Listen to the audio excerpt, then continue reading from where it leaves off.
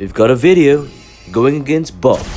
Probably gonna get our asses kicked, but we'll see how it goes. Alright, sorry guys. This is Akuma Chao Chibai coming to you once again, ladies and gentlemen, with another Contest of Champions video. And sorry about the intro, I don't talk like that stupid fucking idiot, that arrogant asshole, that bastard. Anyways, right, first fight, we're up against Magneto. Alright, very straightforward fight, nothing too much, just go in, fight normally. Okay, and this fight will allow us to gain a persistent charge that gives us a persistent cruelty buff. Alright, so anytime Corvus faces a mutant or tech champ and he accomplishes one of Thanos' missions, he gains that persistent charge. Likewise, he can also gain a persistent charge by let me recall, going up against an Avenger, that's right.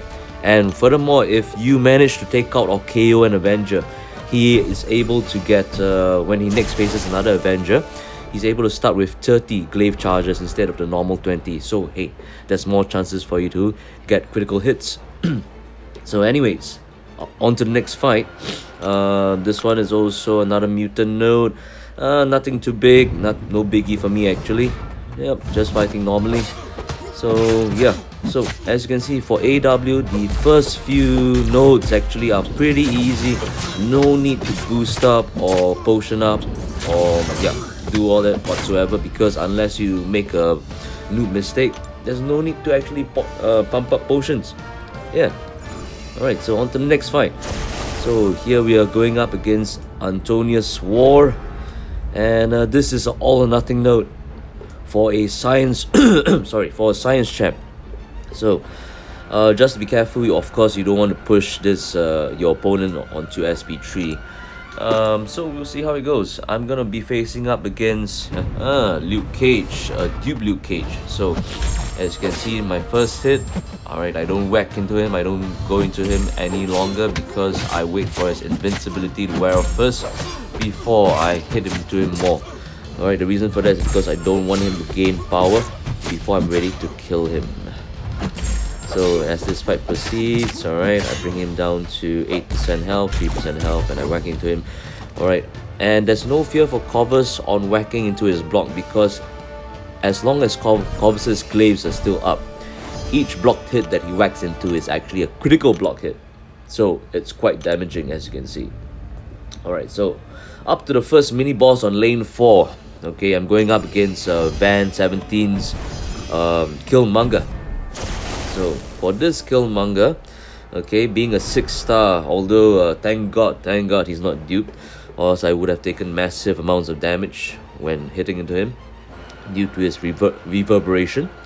So this Killmonger, yeah, he has the only thing that you've got to worry about on this node, on lane 4, the first mini boss node, besides being of course stun immune and immune to all debuff effects, the other thing is you've got to worry about his dismay. So never ever get hit, especially after you've done quite, or should I say especially after you've built up your combo chain, because if you get hit due to dismay, alright, the damage over time back to you is gonna be tremendous.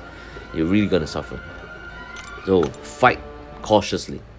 Okay, if it's I mean, it's okay to take block damage as long as you don't give away an unnecessary DK. So as this fight first proceeds, I'm whacking into him normally, going about it as business as usual. And yeah, the only concern that I had going into this fight was, besides fighting cautiously, was that what am I gonna do when my glaive charges, all 20 of them, run out. So you're gonna see how I handle this later.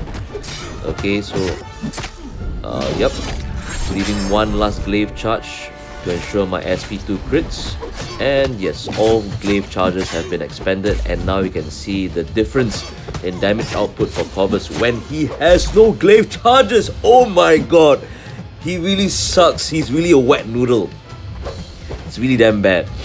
Oh, but alright, no worries.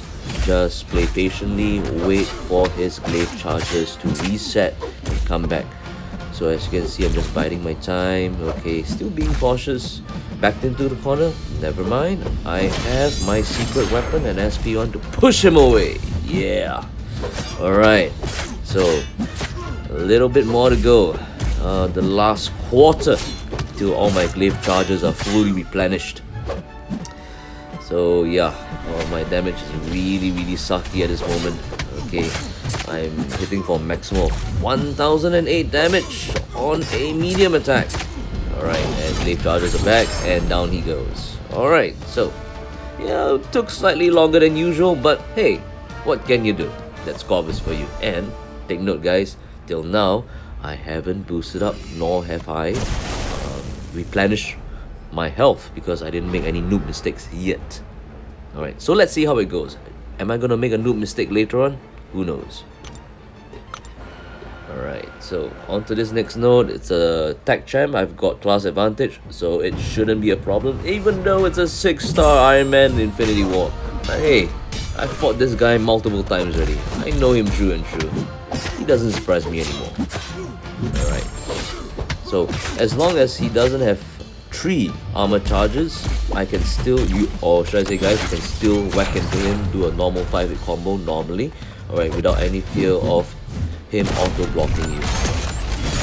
Alright, but towards the end, right, I'm starting to get a bit more cautious because of the fact that he is approaching 18% or should I say 15% health. So I resort to heavy attacks instead. And for this, I go in for the kill, I whack into his block, alright, crit damage once again, and he goes down.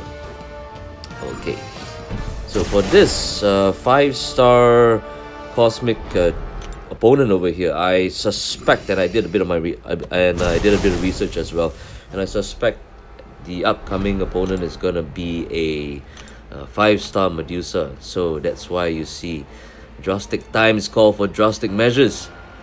Alright, it's time to use items. Alright, it's time to boost up.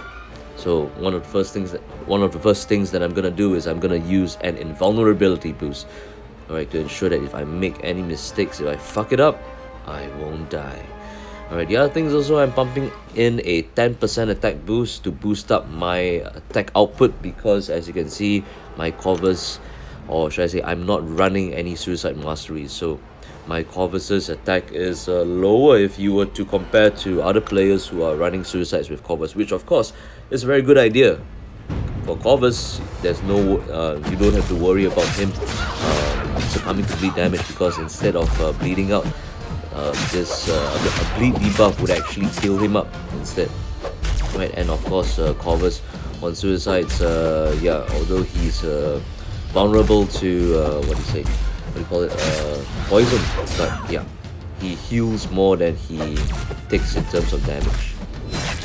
Alright, so this Medusa fight is going pretty well. Key here is to play patiently and also to keep her in the corner, and yeah, don't try to rush in prematurely like what I did just now. Try to go for the intercept when I should have done so, but hey, thank God for the invulnerability boost. So I received no damage from this fight. And okay, so she's down to the last 10% health. I'm playing it cautiously, and alright, one last quick SP1.